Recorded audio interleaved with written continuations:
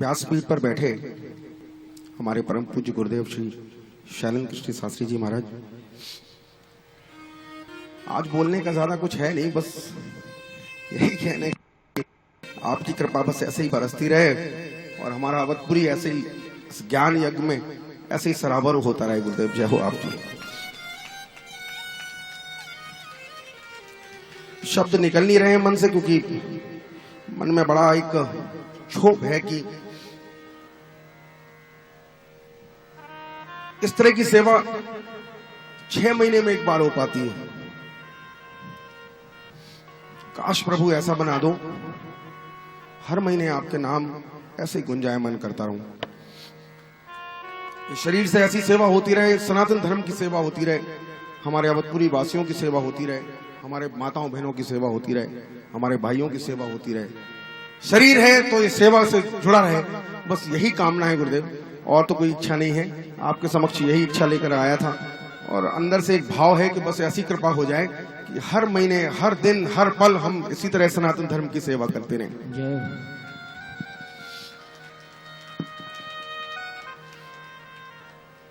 माताओं बहनों भाइयों, आज इस कथा यज्ञ का समापन विश्राम दिवस है।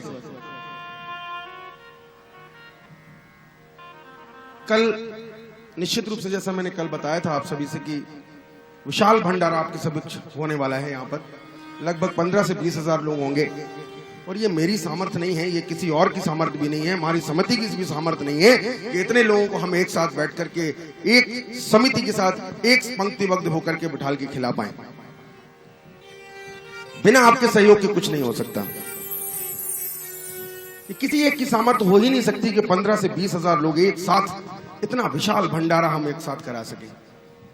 माताओं बहनों भाइयों, जब भी आप यहां से जाएं, कथा समापन दिवस भी है, विश्राम दिवस भी है, हमारे समिति की बहुत सारे लोग जो प्रसाद बांटन वितरण कर रहे होंगे और पीछे भी बैठे हुए हैं, उन सब से कल भी मैंने यही कहा था आप सभी से कि उनसे जरा पूछ लीजिएगा किसी चीज की कोई कमी तो नहीं है। भंडारा आपका है, प्रसाद आपका है, महासमिति आपकी है, सेवा आपकी है, और ये अवश्य सेवा संस्थान जिसका हम स्थापना दिवस मना रहे हैं, ये भी आपका ही है। कल सब आप सभी का सहयोग चाहिए, बिना सहयोग के कुछ नहीं हो सकता। जीवन में कोई भी चीज एक अकेला चल के कोई भी बड़ा काम नहीं कर सकता। हम सब ईश्वर की सेवा में लगे रहें। आप सबसे भी यही चाहता हूं कि जैसे मेरा भाव एक निकल करके अभी सामने आया, गुरुदेव से बोल रहा हूं कि मेरी ये सेवा हमेशा आपके चरणों में बनी रहे। हनुमान जी महाराज के पास इनके चरणों में हमारी जो कृतज्ञता है वो उनके चरणों में बनी रहे।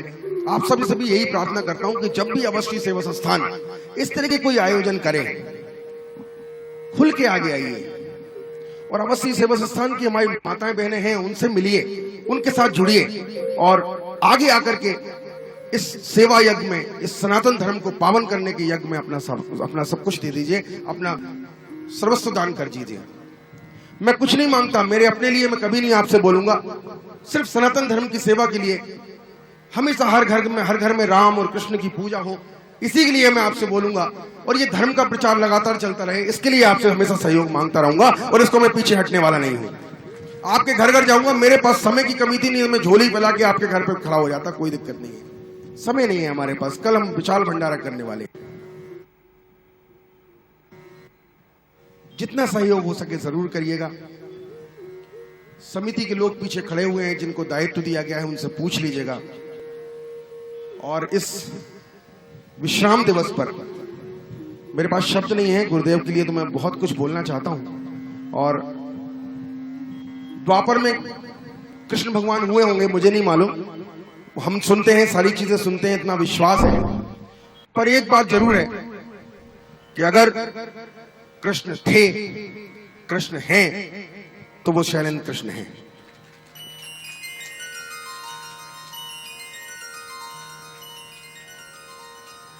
मैं अपनी सोसाइटी में किसी काम से काफी कुछ मंथन चल रहा था, किसी कारण से मैं बहुत दुखी था और अचानक मैंने सोचा काश आज कृष्ण होते तो वो अर्जुन की व्यथा सुन लेते। और मैं अपनी लिफ्ट से नीचे उतरता आ रहा था और अचानक जब मैं नीचे आया, मेरी लिफ्ट नीचे आई, तो अचानक देखा कि शैलेंद्र कृष्ण जी हमारे सामने खड़े हैं और उन्होंने मुझे से बात भी नहीं करी, कुछ नहीं किया, उनके शरीर में एक गमछा था मेरे ऊपर डाल दिया।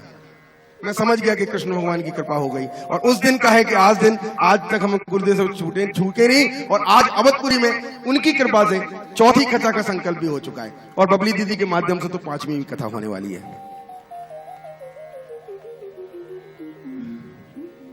ज्यादा बोलूंगा नहीं क्योंकि अभी मन में ज्यादा बोलने का है नहीं, बस आप लोगों का सहयोग चाहिए। आप लोग सदैव हमारे साथ हैं तो अवधपुरी में इस तरह की गंगा बहती रहेगी, मैं पीछे हटने वाला नहीं हूं।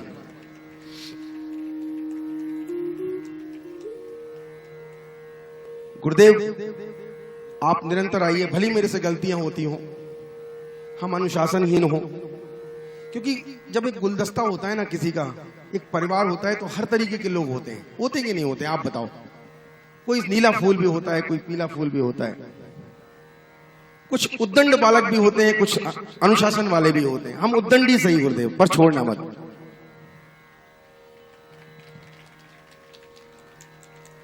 मेरे अंदर कोई गुण नहीं है, लेकिन कहीं कुछ देख लीजिएगा और जुड़े रहिएगा मेरे साथ, और अपना बना के रखिएगा। न जाने कौन से गुण पर दयानिधि रीझ जाते हैं, मुझे नहीं मालूम।